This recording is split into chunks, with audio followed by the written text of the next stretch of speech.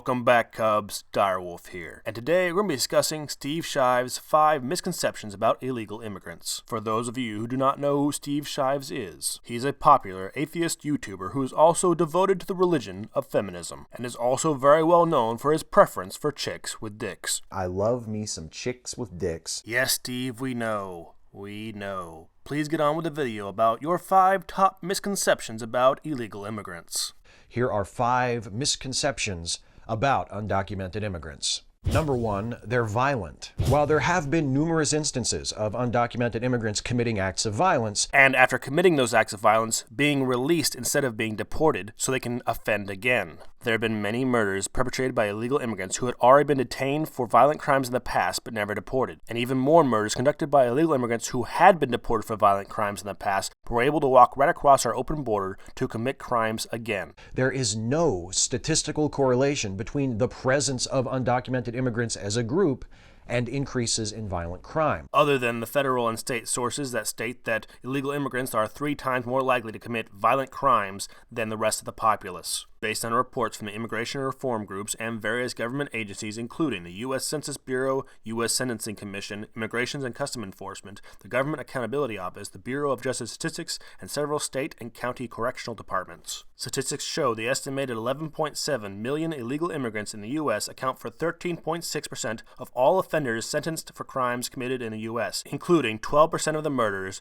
20% of the kidnappings, and 16% of the drug trafficking sentences. All of this despite the fact that they only make up 3.5% of the population.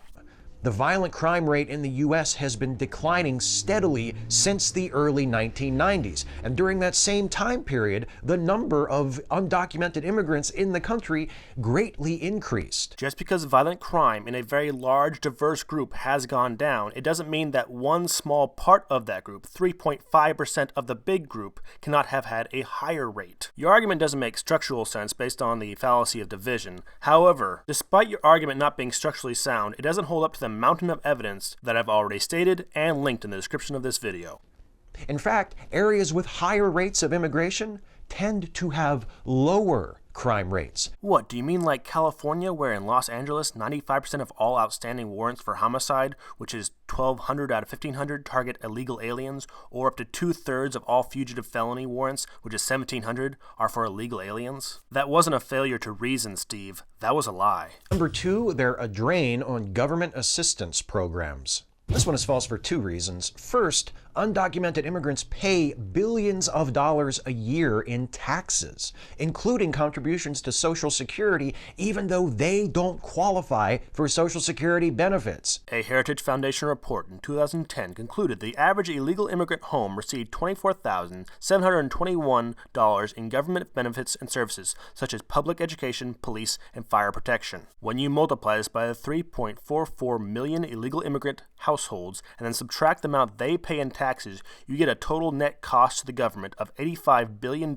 each year. And though it is true that any illegal immigrant that works for a company that submits tax documents on their behalf using their fake or stolen Social Security number is paying taxes towards Social Security, this is not the norm for the vast majority of the jobs that illegal immigrants usually hold. Second, as with Social Security, undocumented immigrants don't qualify to receive most forms of public assistance, including welfare, unemployment, and nutrition assistance. It's kind of hard to bleed a system that you don't even have access to. They have access to public schools, fire protection, police protection, roads, water and food quality and purity that is often not available in the countries they are coming from. And according to Forbes magazine in 2013, our federal government shelled out $19.8 billion to hospitals for the uninsured, 26% of which were illegal immigrants. Another $2.5 billion went to fraudulent Medicare claims made by illegal immigrants who stole Social Security numbers. The cost of the service they use is very high, and the amount they pay in taxes is very low. This is how you bleed a system dry. Steve, all you're providing is baseless political rhetoric to provide confirmation for your followers' bias. You're not providing any evidence or even a cogent argument. Number 3, they take jobs from Americans. Undocumented immigrants don't steal American jobs. Many economists argue that it's precisely the opposite. By providing a dependable low-skill labor force for agriculture, construction, the service industry, and other fields, They actually create more jobs. It does create slightly more high-skilled labor jobs. However, the negative effect is in the low-skilled labor market. You've now flooded the market with a lot of low-skilled workers, and there are American low-skilled workers that now are competing in a market flooded with low-skilled workers. High competition for these jobs keeps wages low and leaves many legal citizen low-wage workers without jobs. By enabling businesses in those sectors to grow and expand and hire people to work in more highly skilled areas. But since 64% of the American workforce is low-skilled workers, this policy is a big screw you to the majority of America and only beneficial to 36% of the workforce, in a best-case scenario considering no other factors. And when you consider that 8 years ago our labor participation rate was an abysmal 66%, and that in those 8 years has gone down another 4% to 62% because of the oversupply and constantly growing amount of low-skilled workers, due directly to our uncontrolled immigration policy. Let's also not forget that due to their precarious legal status, undocumented immigrants are the most exploited members of our labor force. They work in poorer conditions for lower wages than legal residents or citizens have to endure. Which is another great argument for why they should come here legally so they can have the legal protections as a citizen. Thank you, Steve, for pointing out that illegal immigration is bad for immigrants and legal citizens, especially when you consider that when not enforcing immigration law and making it too easy to cross the border, you are enabling and emboldening human and drug trafficking, which encourages and funds violent crime, which disproportionately hurts poorer neighborhoods and immigrants. Number 4, they're pouring across the border in unprecedented numbers. Ah, yes, the open borders argument. People are streaming into this country like never before. We have to restore law and order at our borders.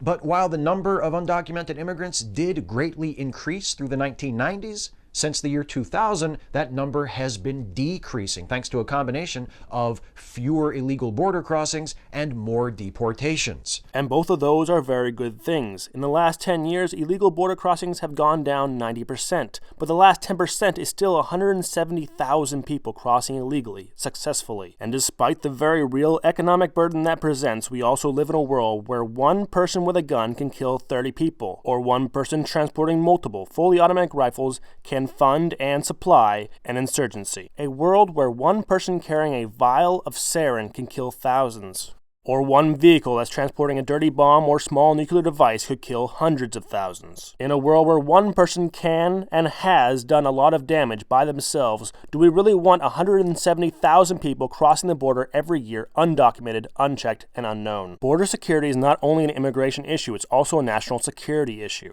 The nightmare scenario described by Donald Trump of millions of people flooding across the border without authorization is ignorant, baseless, racist, fear-mongering propaganda. Immigrant is not a race. When people are opposed to illegal immigration, they are opposed to any and all races, including their own, because they know that illegal immigration is bad for the country. You assuming that all immigrants are one race or only a couple races is racist. Baseless is your claim that anyone who is opposed to legal immigration is racist. And you calling Trump and all of his supporters Nazis is fear-mongering. And I could point out how you are ignorant, however I already acknowledge that your name is Steve Shive'S, and I don't want to be redundant. Number 5, they're all criminals. The thing is, they're not all criminals.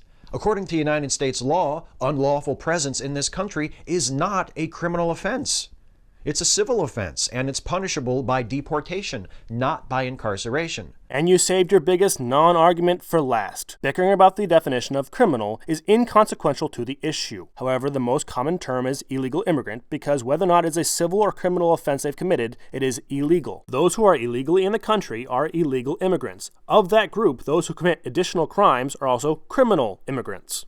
Unlawful entry into the United States is a crime, but it's a misdemeanor, and it carries a maximum penalty of a $250 fine and up to 6 months incarceration. This argument has literally nothing to do with whether or not we should secure our borders, whether or not illegal immigration is good or bad, or whether or not we should enforce our laws. And Cubs, this concludes the top 5 things that Steve Shive'S does not understand about illegal immigration. As always, the hardest job is only picking 5. Direwolf, out.